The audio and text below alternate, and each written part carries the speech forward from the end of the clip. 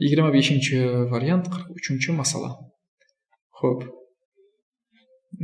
Unaqalik dominant belgi bo'lib, qon guruhlari bilan to'liq sibilgan holda yersiladi. Tish emalining qo'ng'ir bo'lishi jinsiy X xromosomaga birikkan dominant gen orqali yuzaga chiqadi. 4-qon guruhli unaqay tish emal oq bo'lgan ayol va 1-qon guruhli chapaqay tish emal qing'ir bo'lgan erkak oilasida 2-qon guruhli chapaqay qiz tug'ilishi ehtimoli 2% bo'lsa deyiladi.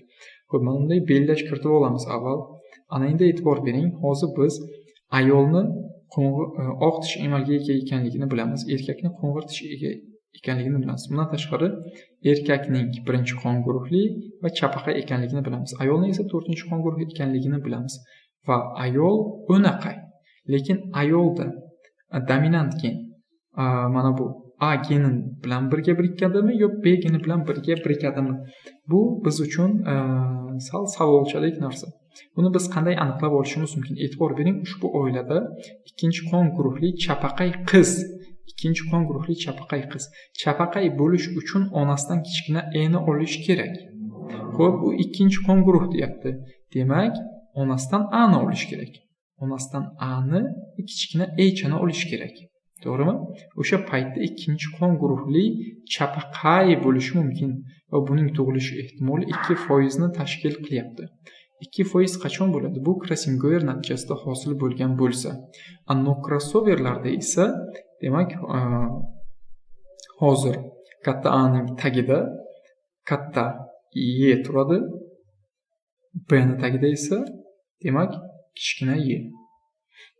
Bu keyinchalik Krassingover natijasida bu tomonga o'tib qoladi. Xo'p, ana endi gametalarni olamiz.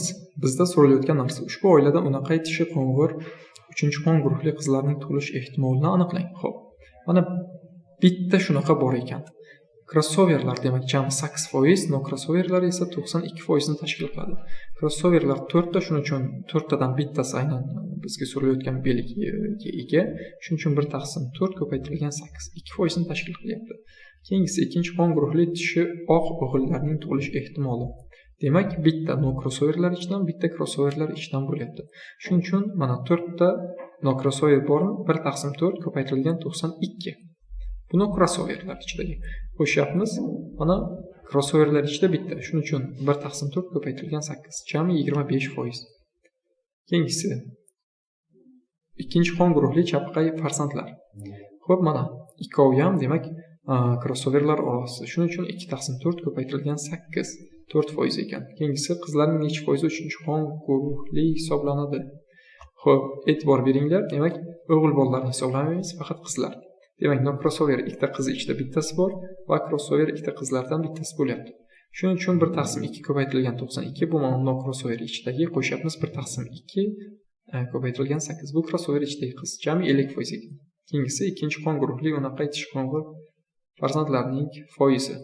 Demak, unaqa farzand bittadan tashkil qilyapti. Shuning uchun 1/2 va no crossoverlar ichida.